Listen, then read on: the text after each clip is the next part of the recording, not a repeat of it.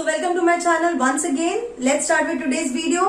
हमने मेरे previous video में पढ़ा था कि किस तरीके से अगर हम सेल को हाइपरटोनिक और हाइपोटोनिक सॉल्यूशन में रखेंगे तो सेल कैसे बिहेव करता है, और एनिमल सेल और प्लांट सेल किस तरीके से अलग अलग बिहेव करते हैं। Now today we are going to talk about isotonic solution.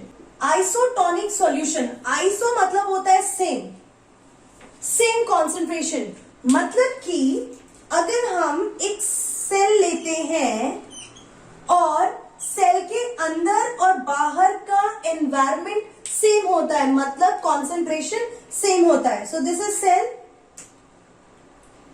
अब यहां सेल के अंदर जो वाटर मॉलिक्यूल है, यहां पे वाटर मॉलिक्यूल जो रखते हैं हम, that is 100 molecules and solute जो है वो 50 मॉलिक्यूल्स है। सेम यहां पे वाटर मॉलिक्यूल्स जो है हम 100 रखते हैं और जो सॉल्यूट है वो 50 रखते हैं। It means what, they are having same concentration. Cell के अंदर और सेल के बाहर जो है कॉन्सेंट्रेशन सेम है। अब इस कंडीशन में क्या होगा कि ऐसा नहीं है कि वाटर का मूवमेंट नहीं हो रहा है, there will be movement of water.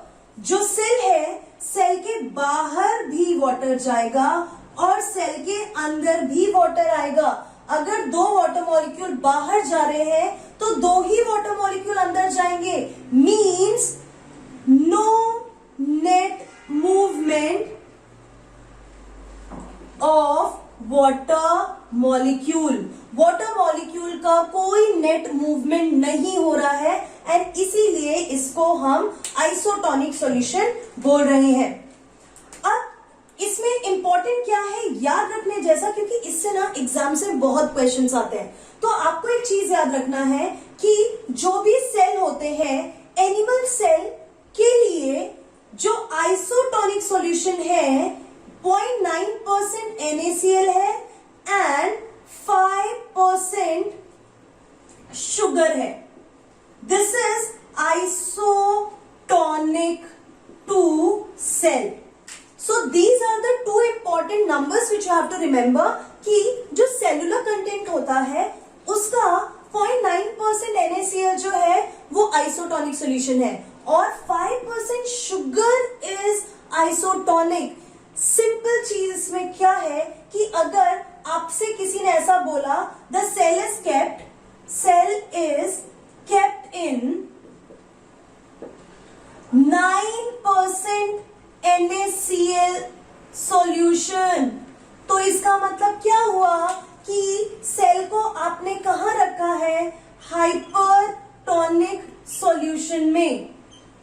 If someone says that cell is kept in 0.5% NaCl, मतलब सेल को हमने हाइपोटोनिक सॉल्यूशन में रखा है।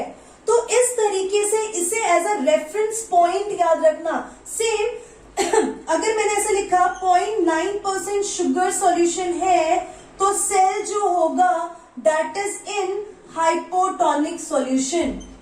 Likewise, you have to remember. So, what is isotonic solution? When the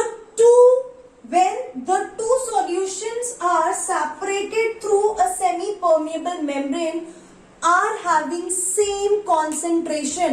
That is called isotonic condition, right?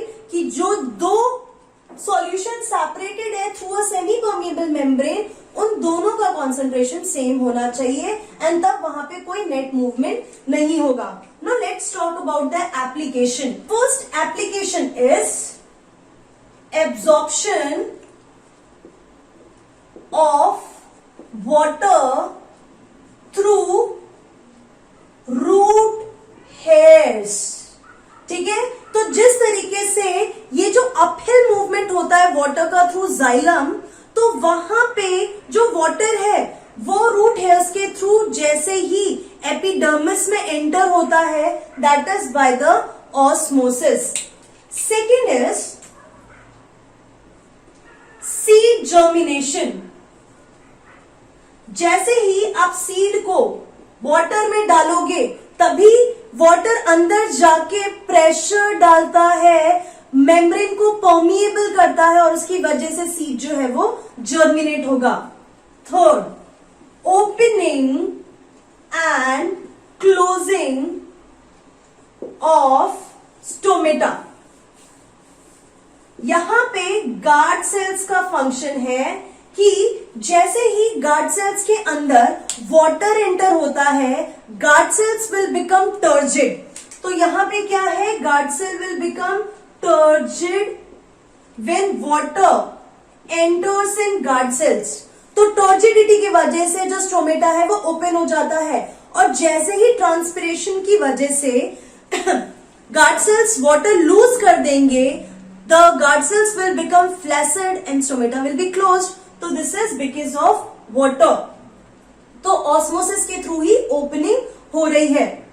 Next is movement of leaf of mimosa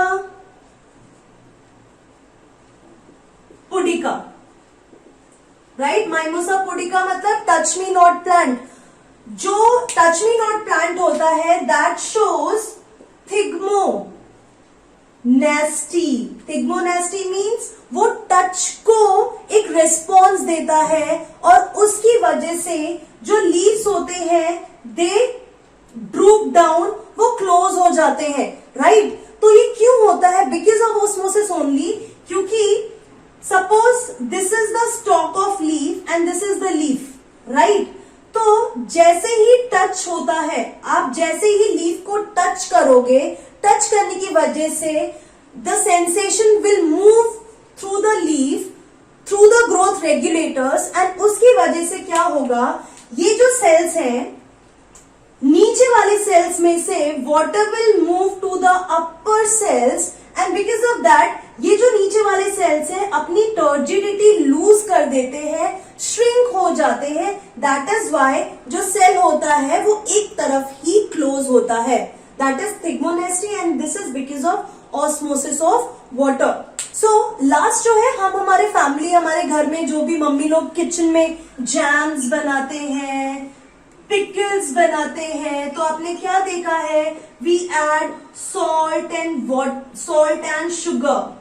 means हम जो भी fruits होते हैं उनको हम कॉन्सेंट्रेटेड सॉल्यूशन में डाल रहे हैं, हम मैंगो कॉन्सेंट्रेटेड सॉल्यूशन में डाल रहे हैं। तो उससे क्या होगा, क्योंकि आपने इन सबको हाइपरटोनिक सॉल्यूशन में डाला है, तो यहाँ पे जो भी अगर जर्म्स है, फंगस है, वो ग्रो होने की कोशिश करेंगे तो डिहाइड्रेट हो जाएंगे। ठीक है, क्योंकि cells are there in hypertonic solution. ये हो गया preservative and it gives a hypertonic solution, and hypertonic solution की वजह से फंगस या कोई भी माइक्रोब से वो डिहाइड्रेट हो जाएंगे, उसमें से मॉलिक्यूल्स, वाटर मॉलिक्यूल्स रिलीज हो जाएंगे and they will be dead. तो इन सब जगह पे these are the applications of osmosis. So this is all about the osmosis. मैंने मेरे 2 लेक्चर्स में, 3 लेक्चर्स में ऑस्मोसिस पूरा कंप्लीट कर लिया है। Hope you understood well. Still अगर आपको लगता है कहीं पे कोई डाउट है, आप कमेंट करके या मेल करके भी मुझे बता सकते हैं। So see you in my next video. Till then keep learning, be safe and keep learning hard to get your aim. See you soon. Bye.